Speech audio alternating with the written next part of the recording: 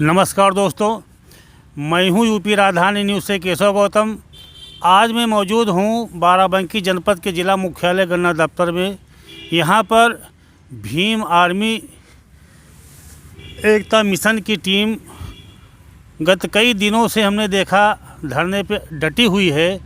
आइए हम बात करते हैं भीम आर्मी के ज़िला प्रभारी से कि आखिर आप लोगों को क्या मामला है जो इतना लंबा धरना खींचा हुआ है, अब तक के क्या कार्रवाई हुई है, और अगर कोई ठोस नतीजे पे नहीं कार्रवाई हो रही तो आपका अगला कदम क्या हुआ।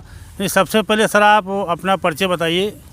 मेरा नाम हरिनंदन सिंह गौतम है। मैं भीम आर्मी भारत एकता मिशन का जिला प्रभारी बाराबंकी हूं और बुद्धिस्ट सोसाइटी ऑफ इंडिया जो बाबा साहब द्वारा स्थापित उसका मैं डिस्ट्रिक्ट प्रेसिडेंट हूं।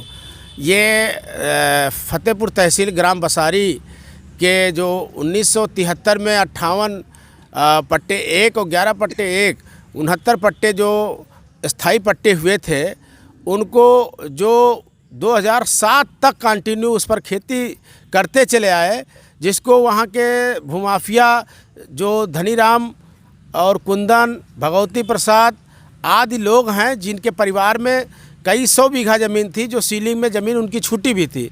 इस ज़मीन को राजा रत्नाकर रामनगर की ज़मीन थी जो सरकार ने सीलिंग में छुड़वाई थी और उनको कुछ समय के लिए किराए पर दिया था।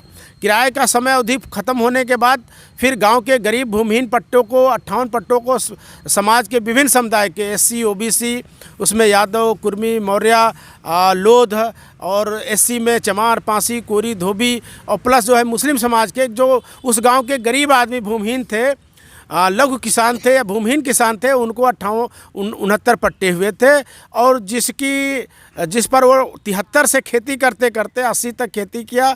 80 में चकबंदी के दौरान जो तहसीलदार का लेटर है जो चकबंदी अधिकारी को जाता है कि इनका जो है नाम राजस्व अभिलेखों में दर्ज कर दिया जाए, उस लेटर को भूमाफिया धनीराम दबवा देते हैं और वो चोरी छिपे अपने नाम सारे अभिलेख दर्ज करा लेते हैं। चूँकि ये खेती करते रहे, अनपढ़ थे, इनको खेतौनी राजस्व अभिलेखों से ज़्यादा वास्ता सरोकार नहीं था, खेती से रोका नहीं गया।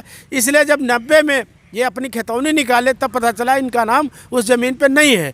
तो ये उस चरण में धरना प्रदर्शन किए, जिसका 95 में 93 में जांच पड़ताल हुई और 96 में सारे जो है जो फर्जी एंट्री थी धनीराम कुंदन की सब खारिज हुई। जो 36 अस्थायी पट्टेदार थे अवैधानिक रूप से उनकी खारिज हो गए और उसके बाद इनको निर्देशित किया गया प्रशासन को इनका नाम दर्ज किया जाए, लेकिन वो अड़चनें आती रहीं और नाम आज तक इनका दर्ज नहीं हुआ। और 2007 में ADM 2006 में GP सिंह ने भी कहा कि जो अस्थायी पट्टेदारों की समय सीमा समाप्त होते ही अस्थायी पट्टेदार भूमिहीन हैं, वैधानिक रूप से नियम के तहत किए गए हैं, इनको कब्जा दिया जाए, इनका नाम अमल दरामद किया जाए, मृतक स्थानों पर नए जो है वारिसानों को दर्ज किया जाए। लेकिन उसके खिलाफ फिर जो है चले जाते हैं कमिश्नर के यहाँ। कमिश्नर में धोखाधड़ी और गलत साक्ष्यों के आधार पर निगरानी स्वीकार करा लेते हैं और जिसकी सुनवाई आज तक चल रही है। और 2007 से राजस्व प्रशासन से इनको कब्जे से बेदखल कर दिया गया और वो निरंतर उस पर खेती करते चले आए। विगत दिनों में जब 9 तारीख से धरना शुरू हुआ तो जो 84 पट्टे नए हुए थे 96 में, उनमें 31 लोगों को खेती करने से रोक दिया गया, तो उनको ज़मीन पे कब्जा दिया गया। जो सरकारी ज़मीन और सीलिंग की ज़मीन 350 बीघा ज़मीन थी, सरकार ने उसको धरने के और के प्रभाव में और मीडिया के सहयोग से जो इतना मुद्दा गर्म हुआ, जिसमें क्षेत्रीय विधायक को भी पीछे हटना पड़ा क्योंकि वो उनके मददगार थे।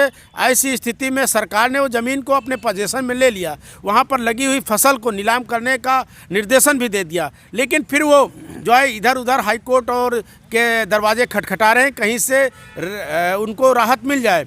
आज जैसा कि सुनवाई में आया है कि माननीय उच्च न्यायालय ने उनको जो अदम पैरवी में खारिज हुआ मुकदमा को निगरानी स्वीकार करने को आदेश दिया है। तो निगरानी स्वीकार करना क्योंकि अदम पैरवी में हुआ है, मेरिट के आधार पर नहीं हुआ था, इसलिए ये स्वाभाविक उनका अधिकार भी था सुनने का।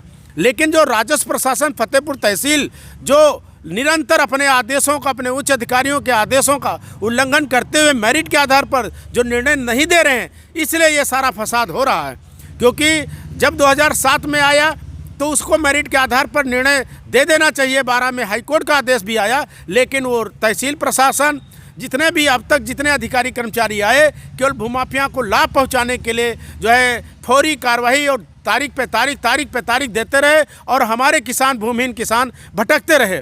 इसलिए अग्रिम कार्रवाई विधिक रूप से भी लड़ा जाएगा और सड़कों पर भी लड़ा जाएगा और उसकी फसल नीलामी तक, उनको जेल भिजवाने तक भीम आर्मी भारत एकता मिशन और उनके सिपाही व किसान चैन से नहीं बैठेंगे जब तक अमल दरामद करके कब्जा नहीं प्राप्त कर लेते।